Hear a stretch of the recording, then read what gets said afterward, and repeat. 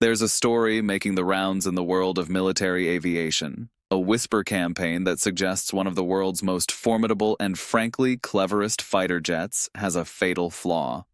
The jet is Sweden's pride, the Saab Gripen, and the allegation that its American-made engine, the very heart of the aircraft, is a liability. This rumor couldn't come at a more sensitive time. As NATO allies wrestle with the massive cost of the F-35, the idea that the most promising, cost-effective alternative might be a lemon is causing a stir. Nations that were looking at the Gripen as the smart choice are now reportedly having second thoughts. The narrative is simple, powerful, and spreading fast. The Gripen has an engine problem. But what if this entire story is a smokescreen? What if the rumors aren't just wrong, but are deliberately hiding the truth? The real story behind the Gripen's engine isn't about failure. It's about a stunning advantage. An advantage so profound it could rewrite the rules of air combat and challenge the F-35's reign. The performance record of this engine reveals a radically different and dangerously effective philosophy of air power, and it's forcing military planners to ask a terrifying question. Have they been betting on the wrong horse all along? The myth of the Gripen's engine problems is clever because it doesn't rely on facts. It plays on a deep-seated anxiety as old as the jet fighter itself. The fear of single-engine failure. For any pilot, losing your only engine is the ultimate nightmare. In a world where fighter programs are judged on survivability, just planting the idea of a weakness is a potent weapon. This anxiety gets a boost from the Gripen's family tree. It's a Swedish marvel with an American heart. The Gripen CD models use the Volvo RM12, a heavily modified version of the General Electric F414. The new Gripen EF uses the more powerful General Electric F414. This reliance on a U.S. supplier creates a perfect narrative for competitors. They paint a picture of an aircraft at the mercy of Washington's political moods. What happens, they ask, if the U.S. decides to cut off the supply of engines or parts? Does the whole Gripen fleet turn into a collection of very expensive gliders? These aren't silly questions. They're legitimate concerns about national security. In the high-stakes game of defense sales, every dependency is a vulnerability, and rival manufacturers are masters at exploiting those fears. They don't have to prove the engine is failing. They just have to plant the seed of doubt that it could fail or that its supply chain could be cut. It's a powerful cocktail of operational and political fear. But when you peel back the layers of speculation and look at the cold, hard data, the myth doesn't just crumble, it evaporates. The reality of the Gripen's engine record is so good it sounds like a fantasy, but it's a documented fact that is virtually unmatched in the world of single-engine fighters. To put it bluntly, the narrative of engine failure is the exact opposite of the truth. Let's start with the Volvo RM12 engine, the workhorse of the Gripen CD fleet flying in Sweden, Hungary, the Czech Republic, South Africa, and Thailand. This engine was designed with one goal above all else: absolute reliability. While other designers chased raw power, Saab and Volvo chased perfection. The result? By 2008, the RM12 had already flown over 100,000 hours without a single engine-related accident. But it didn't stop there. That number climbed past 200,000 hours, then 250,000, and is still going, all without a single confirmed Class A mishap attributed to engine failure. Let that sink in. Decades of demanding high-G maneuvers and real-world air policing missions, and the engine has maintained a safety record that is almost mythical. The two early Gripen crashes people sometimes bring up back in 1989 and 1993 were tragic, but they were caused by problems with the jet's brand-new flight control software, not the engine. This isn't just luck, it's brilliant engineering. The engine's modular design makes it easier to maintain and more resistant to things like bird strikes, a vital feature for a jet meant to operate from rough, dispersed locations. This philosophy of building a bulletproof engine carried right over to the next generation Gripen E. The General Electric F414, The same engine that powers the U.S. Navy's F/A-18 Super Hornet was chosen precisely because it shared this pedigree of rugged reliability, but with more power. With over 5 million flight hours under its belt, the F414 is one of the most proven fighter engines on the planet. So the shocking truth isn't that the Gripen engine has problems. The shocking truth is that it has virtually none. The rumors are a weaponized narrative, designed to hide one of the Gripen's most decisive advantages. To get the Gripen's engine, you have to get the Swedish doctrine that created it. For decades, Sweden maintained its neutrality by being smarter, not bigger, than its potential adversaries. The goal wasn't to win a single glorious battle. It was to make the cost of an invasion so painfully high that no one would dare try. This philosophy is in every part of the Gripen, and nowhere is it clearer than in its engine. While the F-35 was designed around the Pratt & Whitney F-135 engine, a monster generating a colossal 43,000 pounds of thrust, Saab went a different way. They chose engines that were not the most powerful, but were the most efficient and reliable. The Gripen E's F414 engine produces up to 22,000 pounds of thrust. On paper, that looks like a huge disadvantage. But air combat isn't a drag race, it's a chess match of energy, endurance, and economics. The Gripen's engine is the heart of a system built for the long game. Its lower thrust and efficient design mean it sips fuel compared to its rivals. This translates directly to more time on station or a longer combat radius. More importantly, it's a key reason for the Gripen's famously low operational cost. Pinning down the exact cost per flight hour, CPFH, is notoriously tricky, but almost every analysis shows a significant gap. While the F-35 CPFH has been improving, often clocking in around $35,000, $40,000 in recent reports, most estimates still place the Gripen E significantly lower, somewhere in the $22,000, $36,000 range, with the older CD model being even cheaper. That economic difference is a strategic weapon. It means an air force can afford more training hours, making better pilots. In a war, it means you can generate more sorties, putting more pressure on an enemy. The Gripen's philosophy isn't about winning one contest of raw power. It's about being able to fight all day while your opponent's more expensive jets are stuck on the ground waiting for fuel and technicians. It's the embodiment of a guerrilla war in the skies, built on persistence and economic reality. The real genius of the Gripen's engine becomes terrifyingly clear on the ground. A fighter is only a weapon when it's in the air. A jet sitting in a hangar for maintenance is a multi-million-dollar paperweight.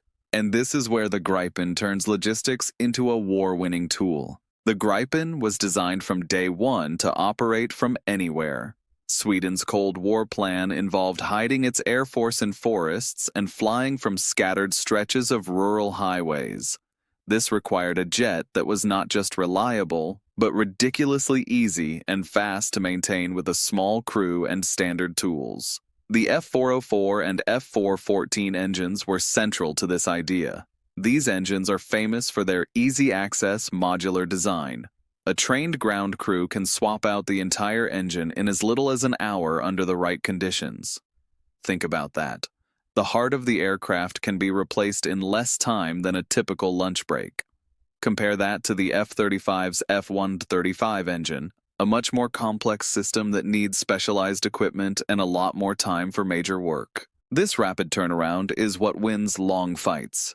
In a conflict where enemy missiles are targeting major air bases, the F-35 is vulnerable. It needs pristine runways and large support hubs. The Gripen can land on an 800-meter strip of road, get refueled and rearmed by a small team, and be back in the air in as little as 10 minutes. This creates a nightmare for an enemy. How do you ground an air force that doesn't need airfields? How do you beat an opponent who can generate 3 sorties for every one of yours? While a 2023 GAO report flagged a 55% mission-capable rate for the F-35, that number has been improving, with some fleets now hitting the 65 to 75% range. Still, the Gripen consistently boasts availability rates well over 80%. This isn't just about saving money anymore, it's about putting more jets in the fight at any given moment. The Gripen's engine, with its reliability and maintainability, allows an air force to sustain a high tempo of operations long after more complex rivals have been forced to stand down. If the Gripen's strategic genius is its efficiency, its tactical brilliance is found at the edge of the sound barrier. The Gripen E has a capability that is often misunderstood, but is absolutely critical in modern combat: supercruise. Supercruise is the ability to fly faster than the speed of sound without using the afterburner. An afterburner is like a turbo boost for a jet engine. It injects raw fuel into the exhaust for a massive, temporary kick of power. But it burns fuel at an insane rate, killing your range. An afterburner is a sprint. Supercruise is a marathon pace. For all its advanced tech, the F-35 can't truly supercruise. It can make powerful supersonic dashes with the afterburner lit, but it can't sustain them. The Gripen E, on the other hand, was designed with this in mind. Saab has confirmed the Gripen E can sustain speeds around Mach 1.2 without the afterburner, even when loaded with missiles. Why does this matter? In an air battle, energy is life. A Gripen pilot can go supersonic without guzzling fuel, letting them control the fight. They can close the distance to a target fast, launch their missiles with more energy, increasing the missile's no-escape zone, and still have plenty of gas left for the fight and the trip home. Imagine two jets detecting each other. The Gripen pilot accelerates to Mach 1.2 and stays there, conserving fuel. To keep up, the F-35 pilot has to light the afterburner, watching their fuel gauge plummet. The Gripen pilot arrives at the merge with a huge energy advantage. It's a subtle edge, but in air combat, subtle edges are the difference between winning and losing. So what about the elephant in the room? It's American engine. Critics argue this reliance on General Electric is the Gripen's fatal flaw. They imagine a country buying Gripens only to have the U.S. block the sale of spare parts during a political spat. This fear, more than anything else, has been Saab's biggest hurdle. For years, people have floated the idea of a Gripen with a European engine. But Saab's CEO, Michael Johansson, has been very direct about this.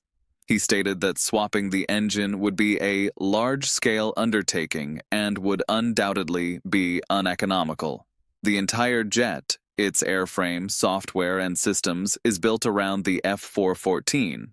Changing it would mean a near-total redesign, costing billions of dollars and destroying the Gripen's affordability advantage. But Johansson also reframed the whole debate. He pointed out that every Gripen E sold is also a sale for America's General Electric. The relationship isn't just one of dependency, it's a partnership. And the argument that this makes the Gripen uniquely vulnerable ignores the reality of other modern jets. The F-35 is arguably the most tightly controlled military system in history. Its entire logistics and maintenance path is managed through the U.S.-controlled Odin system. Nations that buy the F-35 do not have true sovereignty over its software or supply chain. Saab, by contrast, gives its customers unprecedented access to the jet's source code. While the engine is American, the brain of the aircraft and over 2/3 of its parts are from Sweden and Europe. The supposed Achilles heel is actually a calculated trade-off, and one that is no more compromising than the deal F-35 customers accept. In the interconnected world of 21st century defense, true, absolute independence is a fantasy. So has NATO suddenly changed its mind about the Gripen? Yes and no. There hasn't been some dramatic meeting where generals threw out their F-35 plans. The F-35 is still the cornerstone of the alliance's air power. But a deep, undeniable shift in thinking is happening, driven by the brutal lessons of modern war. For years, Western doctrine focused on winning on day one. The idea was to use stealthy, high-tech jets like the F-35 to achieve air superiority instantly. This assumes you'll be fighting from safe bases and the war will be short. The war in Ukraine shattered that assumption. It has shown that victory often goes not to the most advanced side, but to the side that can sustain operations, absorb losses, and simply keep fighting. It's shown that logistics, sortie rates, and the economics of war are just as critical as stealth. This is where the Gripen comes in. NATO planners are starting to see the Swedish fighter not as an F-35 rival, but as its perfect complement. The F-35 is the heavyweight champion, the tool for breaking down the toughest defenses. But the Gripen is the nimble, cost-effective workhorse that can patrol the skies day after day at a fraction of the cost. With Sweden's entry into NATO in March 2024, the Gripen is now a NATO asset. Seeing Swedish Gripens conducting NATO air policing missions is a powerful symbol of this new reality. NATO members like the Czech Republic and Hungary have operated Gripens for years, praising their reliability. The Czechs, even as they order the F-35, have looked into extending their Gripen lease to avoid a capability gap. NATO's change of mind isn't a rejection of the F-35. It's an awakening to the need for a balanced fleet and the recognition that in a long war, the ability to put a lot of capable, affordable fighters in the air is a decisive advantage. This growing appreciation for the Gripen's philosophy isn't just happening in NATO. Two examples, Brazil and Ukraine, show its rising stock around the world. Brazil didn't just buy a fighter, it entered into a deep strategic partnership. A huge part of their deal for 36 Gripens involved a massive technology transfer program. This led to the opening of a Gripen E production line at the Embraer facility in Brazil in 2023. The first Brazilian-built Gripens were scheduled for delivery in 2025, with operational integration continuing into 2026. This partnership positions Brazil as a potential export hub and shows Saab's willingness to treat customers as true partners. But perhaps the most powerful endorsement comes from the battle-hardened pilots of Ukraine. In late 2023, experienced Ukrainian pilots and ground crew went to Sweden to evaluate the Gripen. For pilots used to rugged Soviet jets operating from damaged airfields, the Gripen's core strengths, reliability, easy maintenance, and short runway capability weren't just selling points, they were survival traits. Following their positive feedback, Sweden has confirmed it's considering a transfer of Gripens to Ukraine. It's a jet that seems perfectly suited to the realities of their fight, able to carry advanced Western missiles with a low logistical footprint. The verdict from the front lines of the 21st century's most brutal war seems clear.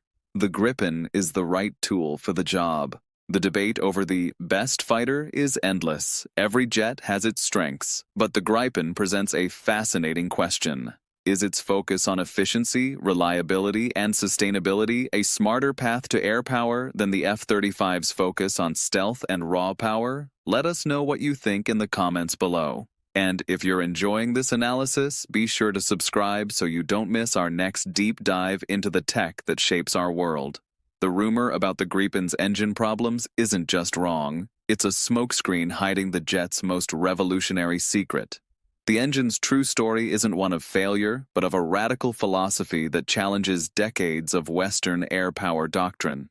Its near-flawless reliability, incredible efficiency, and design for rapid maintenance are the building blocks of a weapon system designed for resilience. The F-35 is and will remain a technological titan. But as the world relearns the lessons of long, grinding wars, the Gripen proves there is another path to air superiority, one that doesn't just depend on being invisible or having the most thrust. The Gripen's engine is the heart of this vision. It powers a jet that allows an air force to fight a guerrilla war in the skies, to outlast, outmaneuver, and outsustain an opponent. It forces us to ask a critical question. In the conflicts of the future, does victory go to the most advanced jet, or to the one that can stay in the fight the longest? The answer may well decide who rules the skies.